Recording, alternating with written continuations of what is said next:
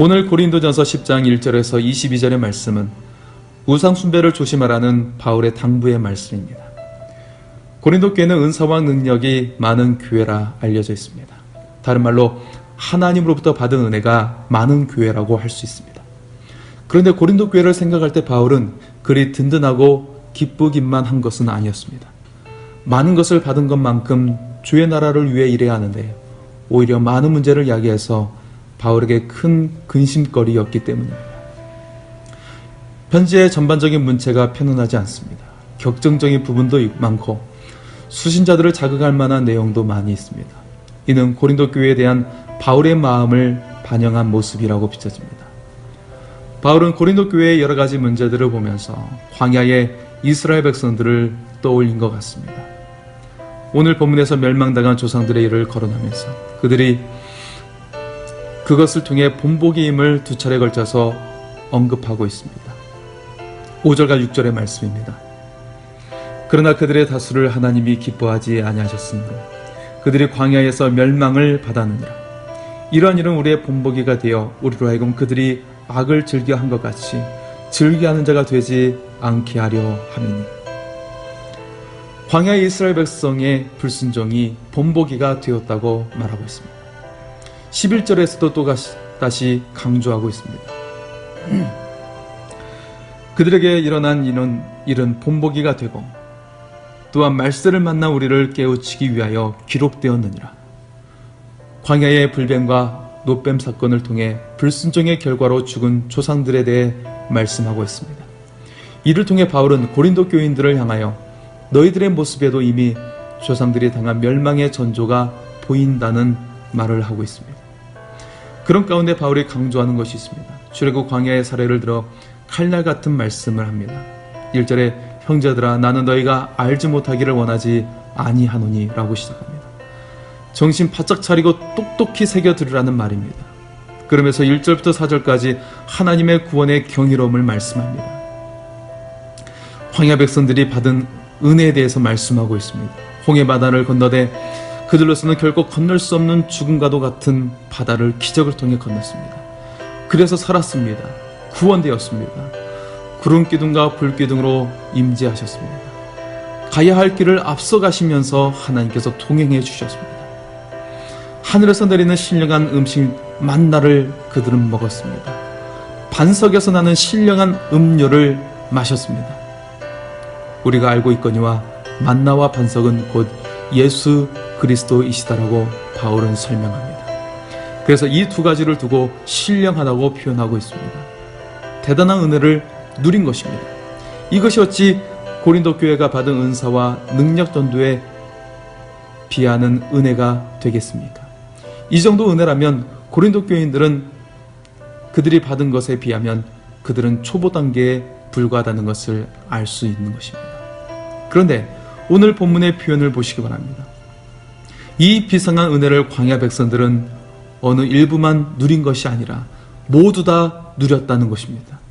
우리 조상들이 다 구름 아래에 있고 바다 가운데로 지나며 모세에게 속하여 다 구름과 바다에서 세례를 받고 다 같은 신령한 음식을 먹으며 다 같은 신령한 음료를 마셨으니 남녀노소 가릴 것 없이 가난하건 부하건 아이건 노인이건 성질이 고약하건 착하건 힘이 있건 유약한 사람들이건 가리지 아니하고 모두 다 동일한 은혜를 경험했다는 말입니다.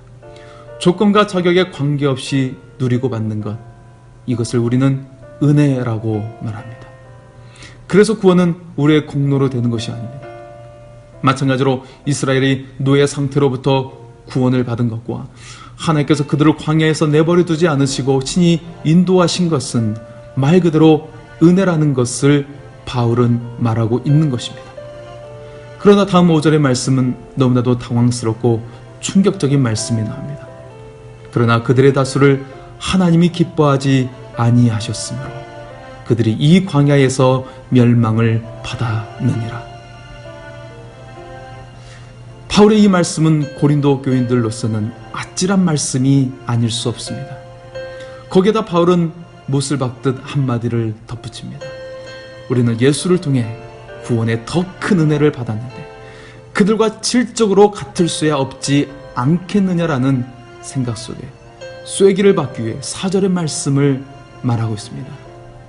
다 같이 신령한 음료를 마셨으니 이는 그들을 따르는 신령한 반석으로부터 마셨음에 그 반석은 곧 그리스도시라. 광야 백성들이 누렸던 이 은혜가 실은 너희와 마찬가지로 신령한 반석, 곧 그리스도로부터 말미암은 은혜라는 것입니다. 그들 역시 그리스도의 은혜 아래에 있었다는 것을 말해줍니다. 광야 여정 속에 부어지는 은혜가 그런 은혜였습니다. 그리스도로 말미암아 누리는 그런 은혜였습니다. 그런 그들이지만 하나님이 기뻐하지 아니하셨고 그래서 그들이 은혜의 현장인 광야에서 멸망을 받았습니다. 광야 백성도 고린도 교인들도 또한 현대의 그리스도인들에게도 경각시키는 말씀입니다. 바울은 이어 말합니다. 은혜의 현장인 광야에 있었던 사람들이 반대로 하나님을 노엽게 했던 몇 가지 예를 언급하고 있습니다. 황금 송아지 사건을 앉아서 먹고 마시며 일어나서 뛰노는 우상 숭배를 하였고, 음행하다가 23,000명이 죽은 민수기의 사건을 거론하고 있습니다. 그리고 하나님을 시험하다가 뱀에게 멸망당한 이를 지적하고, 그리고 원망하는 입술 때문에 멸망당했던 가슴 아팠던 역사를 끄집어내고 있습니다. 우상 숭배와 음행과 하나님을 시험하는 것과 원망하는 것이 고린도 교회의 큰 악이었던 것을 생각해 볼 때 그들로서는 숨이 막히는 경고가 아닐 수 없었을 것입니다.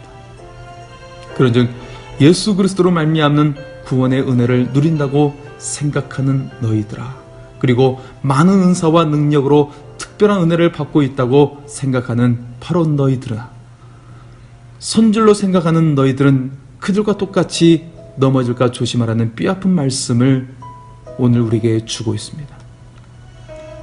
음행은 달콤하고 원망은 쉽습니다. 달콤하고 쉬운 길이 우리의 몸과 마음을 순간 시원하고 행복하게는 해줄지 모릅니다. 그러나 그 길이 멸망의 길이라는 것을 은혜 속에 있던 광야 백성들의 사례를 통해 고린도 교인들과 더불어 우리 또한 기억해야 할 것입니다. 우리가 이렇게 깨어 있게 하는 이 말씀은 하나님께서 우리에게 사랑하시기 때문에 주시는 말씀입니다. 오늘도 그 사랑을 의지하며 살아갈 수 있기를 소원합니다. 하나님께서 여러분을 사랑하십니다.